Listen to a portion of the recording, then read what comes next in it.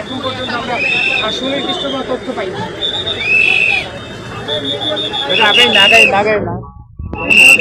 এই গাড়িতে কিন্তু দুজন শিক্ষার্থী রয়েছে এবং এই দুজন শিক্ষার্থী কিন্তু -2 আইডি কার্ড পরিহিত ছিল।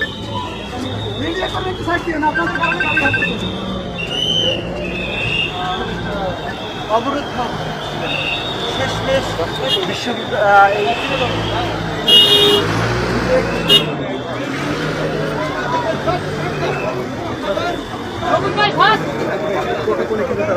বর্তমানে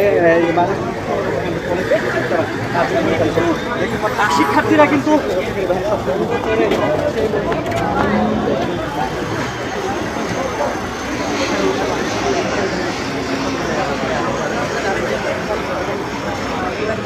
শিক্ষক বিমান যখন বিধ্বস্ত হয় একটু পরে